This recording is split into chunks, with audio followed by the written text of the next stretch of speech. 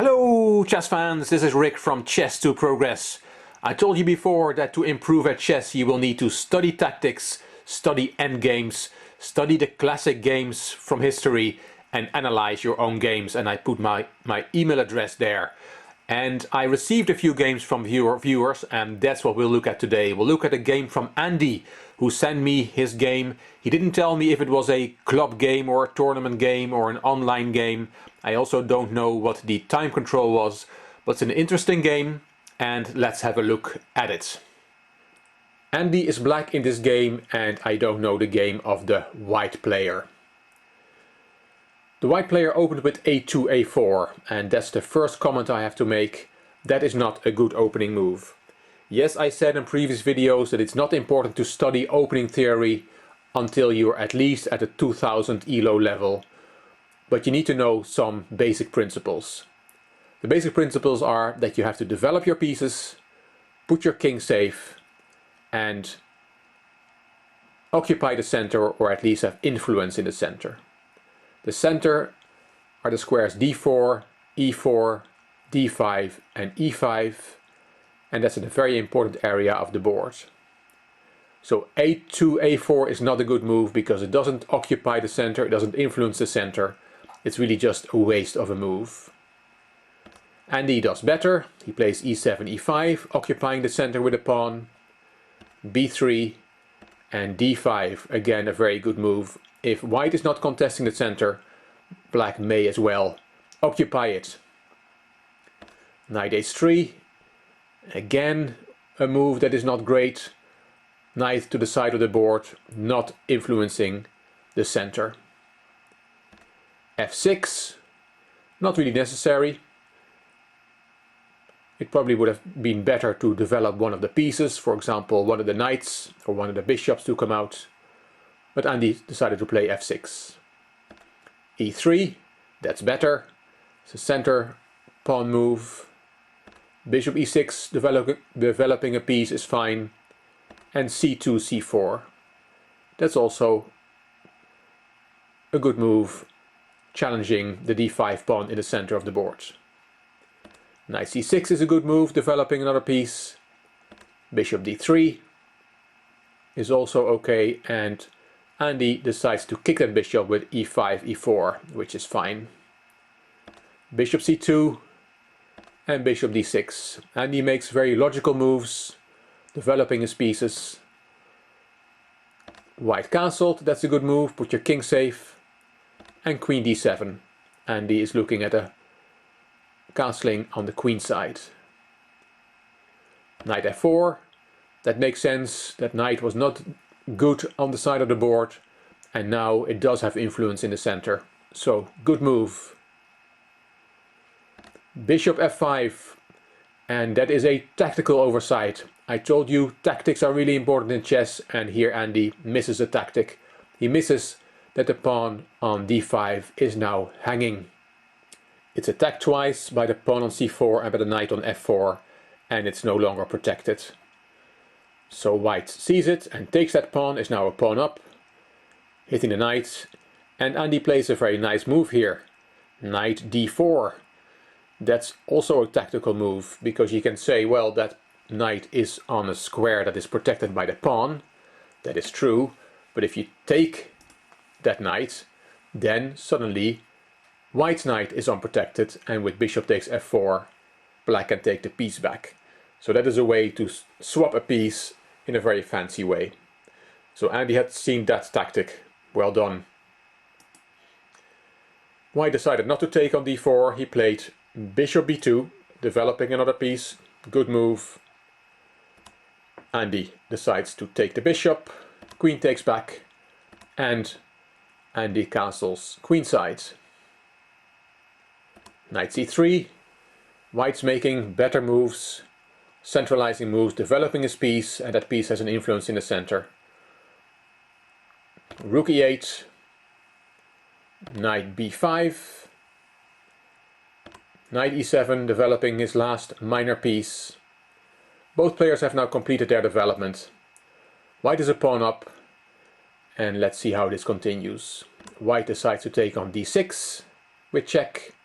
Queen takes back, And now the white player decides to jump into the very juicy e6 square with his knight. That often is a good idea, but you have to look if it works.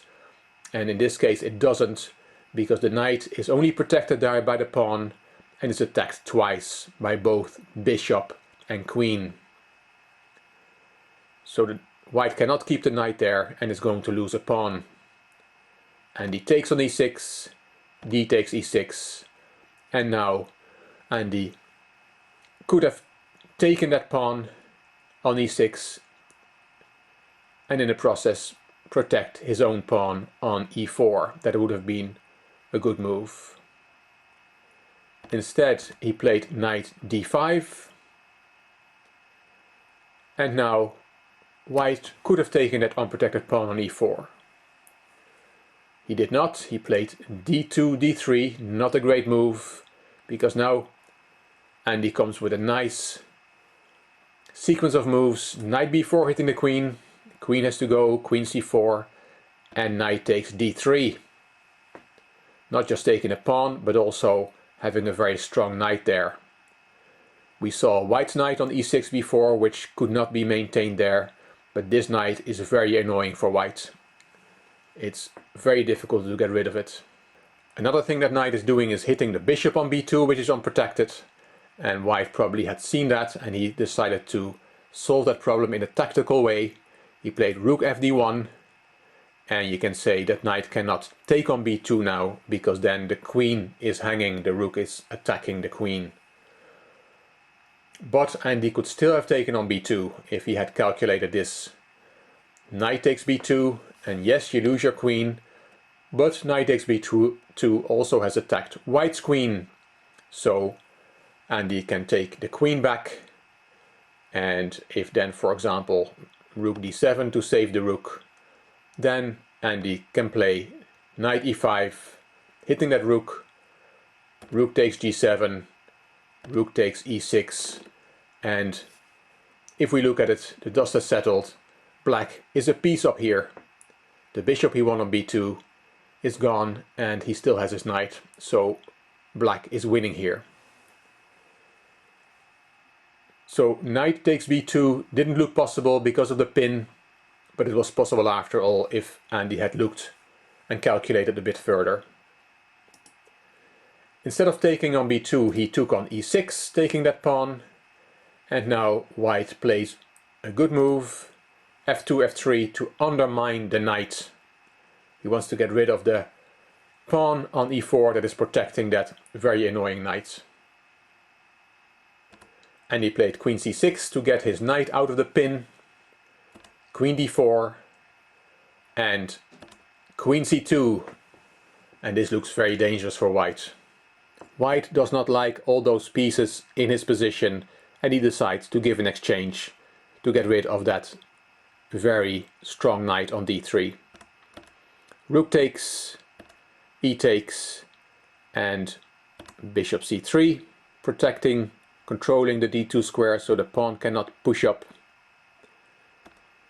b6, and that's another probably instructive moment. What you want to activate all your pieces. You want all your pieces to do something. They all want to be part of the party. And if you look at black's position, he has a beautiful position, but there's one piece that is still not at the party, and that's the rook on h8. So a very good move here would have been rook h8 to d8 with tempo, which tempo means hitting the queen, so the queen has to go, and then black has improved his pieces. So that would have been a very good move in this position. Instead, Andy played b6, rook f1, and now he played rook h e8, and that is good. That last piece, that rook also wants to be part of the game, and now Andy has brought it into the game. He has a winning position here. e4, dealing with that attack on the e3 pawn, and now Andy plays d2. Surprising move because it gives away his prized possession. That pawn is so strong, and what he does now really is swapping it for the b3 pawn, because bishop takes d2, queen takes b3, and that pawn on d3 was a lot stronger than white's pawn on b3, so this is not a very good exchange for black. No harm done. Black is still winning, but it was a pity to lose that d3 pawn without a fight. Bishop f4, rook c6, rook d1, and now Andy makes a big error. A tactical error. He plays rook d8. He probably thought, I'm hitting the queen has to go, but that queen is protected, so he can just take the rook with check. And black has just lost a full rook. And now white is winning. King b7, queen d7, queen takes the pawn, and bishop takes c7 is a very strong move. Again, it's a tactical move because yes, that bishop is attacked twice and only defended once, but you cannot take that bishop with your rook because then your queen on a4 is hanging. So the rook is pinned, as we call it. Black played b5, bishop d8, discover check, king b8, and rook d6. This is dangerous because it leaves your king all by itself. So it would have been better to keep the rook on the bottom rank and, for example, play a move like h2, h3, just to give some air for the king on the side of the board. But white played rook d6, allowing counterplay now against the king. Queen a1 check, king f2, rook c2 check. Those heavy pieces are very strong in the attack. King g3, queen e5 check. The queen roams all around the board. King h3,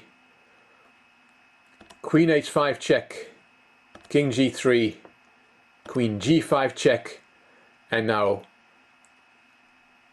whites really should have put the queen in between on g4, because after king h3 he gets checkmated. Queen takes g2 check, king h4, queen takes h2 check, and now you have to interpose the queen, and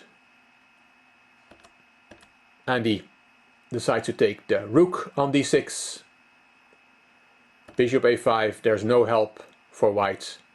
Queen f4 check, queen g4, and a very nice checkmate move. The only mate in one here is rook h2 checkmate, and Andy found it. So lots of adventures, and in the end Andy was able to checkmate his opponent.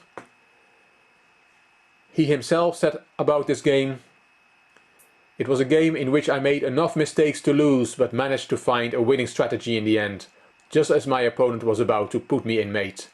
Honestly, it's a pretty poorly played game until I moved 33 king b8. That was my last ditch attempt to even things back up and retake the initiative by maneuvering to place him in check." Yes, exactly, that was white's mistake. He was material up and he tried to go for the kill, but by doing that he neglected his own defense, left his king alone, and with queen and rook, black was able to checkmate white. I want to thank Andy for sending me this game and allowing me to share it with you. Hope you found it instructive, hope you learned something, and that you were entertained by Andy's adventure in this game. If you liked it, please give it a thumbs up, please subscribe to my channel, and I'm looking forward to seeing your comments. This is Rick from Chess to Progress. Thank you for watching.